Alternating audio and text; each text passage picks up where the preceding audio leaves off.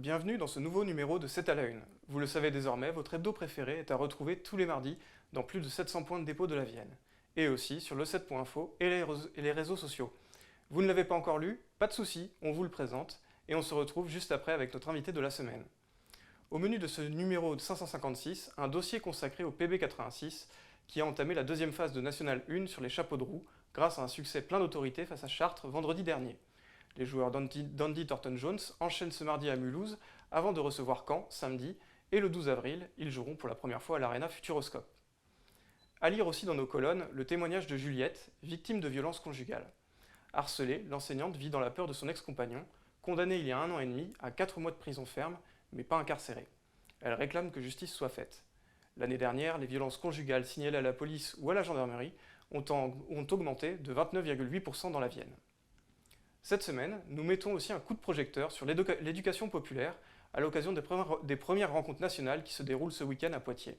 Et pour cause, la ville est l'une de celles qui compte le plus de maisons de quartier par habitant en France. Nous sommes donc allés voir quelles actions menaient tous ces espaces de vie sociale pour faire de nos enfants des citoyens épanouis. N'oublions pas notre face-à-face qui se penche cette semaine sur le profil de Morgan Nivelle. Cet ancien footballeur du SO Châtellerault aspire à devenir comédien. À 24 ans, il a déjà réalisé 4 courts-métrages et révise pour le concours du Conservatoire national d'art dramatique entre deux services dans un café parisien. Une personnalité entière et attachante à découvrir en fin de journal. On en vient enfin à notre page culture où nous vous présentons le troisième album de Coffees and Cigarettes. Né dans la Vienne, ce groupe de open roll, un mix entre hip-hop et rock'n'roll, a l'honneur d'ouvrir le hors-série d'Au fil du son vendredi au parc des expositions de Poitiers. Et pour nous parler de ce festival, dans la ville, nous avons avec nous Hervé Bernardo, le coprésident de la Chemise Verte, l'association organisatrice. Bonjour Hervé. Bonjour. Alors ce format pot de vin d'Au fil du son était déjà prévu en 2020, mais reporté puis annulé en raison de la pandémie. J'imagine que le faire 2 ans après est un grand soulagement pour vous. Oui, la date du 14 mars est toute particulière puisque c'est l'anniversaire des deux coprésidents de l'association dont je fais partie. Donc c'est vrai qu'on a un grand souvenir du 12 et 13 mars 2020 où en l'occurrence le festival a été annulé. Donc pour nous c'est un vrai plaisir et une vraie impatience de retrouver en tous les cas le parc des expositions de Poitiers le 18 et 19 mars pour l'édition hors série du Fil du Son. Vous avez commencé à l'investir là déjà? Demain, Demain, d'accord. Enfin ce demain mardi du coup. donc ouais, c'est ça exactement. Mardi on va investir le parc des expositions. On a fait un chargement de matériel de notre local sur Civray qui part ce soir ou demain matin pour Poitiers. Alors pouvez-vous nous rappeler le principe, l'esprit de ce hors-série et la raison pour laquelle vous l'organisez à Poitiers, loin de Civray? Alors l'esprit, ça va être un esprit jeune. On va chercher également un public assez multigénérationnel, mais qui est quand même plus ciblé jeune de par la programmation qui est réalisée cette année. Pourquoi Poitiers? Parce qu'on a quelque chose qui est ancré, qui marche bien et qui est aujourd'hui parfaitement rodé sur Civray. Donc on voulait un petit peu emmener l'esprit du festival sur Poitiers et puis avoir un événement musical plutôt sympa sur Poitiers qu'on n'a pas aujourd'hui. On n'a pas de festival d'envergure en tous les cas sur le secteur de Poitiers. Donc pour nous, c'est vraiment emmener le festival à Poitiers et puis essayer d'emmener notre esprit du sud de la Vienne, hein, pas du sud de la France bien entendu, mais du sud de la Vienne sur Poitiers.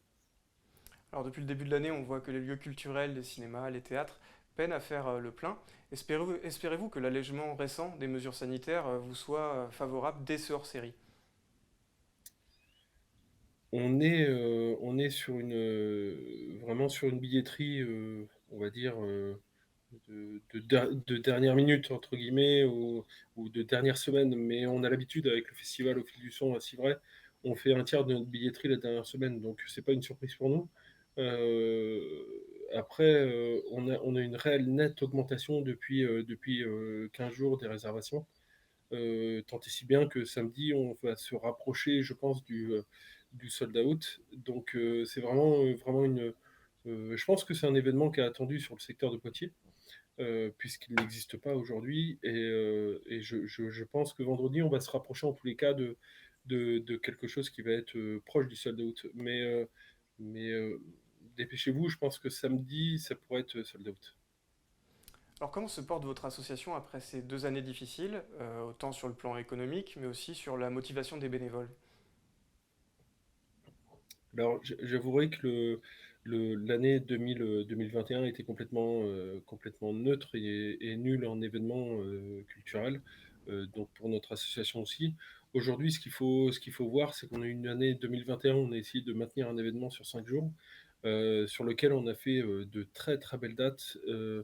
Et on a eu vraiment on voulait garder cette date pour justement garder nos bénévoles mobilisés, puisqu'on voit très bien aujourd'hui que le coronavirus et la pandémie a fait une grosse pénurie de bénévoles aussi bien dans les associations sportives que culturelles, et qu'il fallait absolument garder nos bénévoles mobilisés. C'est pour ça qu'en juillet 2021, on a voulu garder absolument un événement sur Civray pour garder nos bénévoles mobilisés.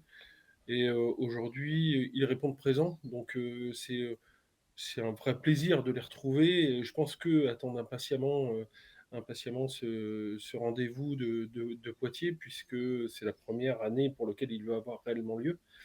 Donc on est vraiment sur quelque chose que tout le monde attend, aussi bien les membres de l'association que les membres du comité de directeur de l'association, aussi bien, autant que les bénévoles. Alors le festival d'été se prépare lui aussi. Orelsan a déjà été programmé. Est-ce qu'on peut s'attendre à d'autres belles annonces très prochainement?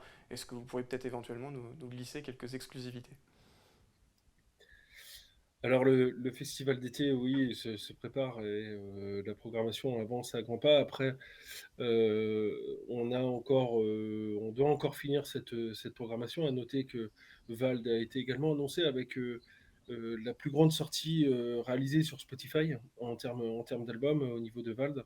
Donc c'est une vraie grande sortie et puis un réel artiste qu'on va accueillir le samedi à Civray. Orelsan, on ne le présente plus puisque le nombre de victoires de la musique, un artiste qui est aujourd'hui extrêmement connu, qui a des chants avec des paroles qui sont juste magnifiques.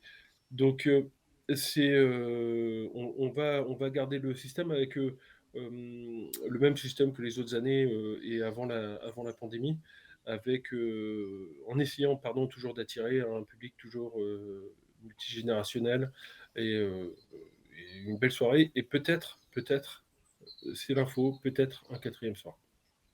D'accord, ok. Eh ben, écoutez, on va surveiller les prochaines annonces avec beaucoup d'attention.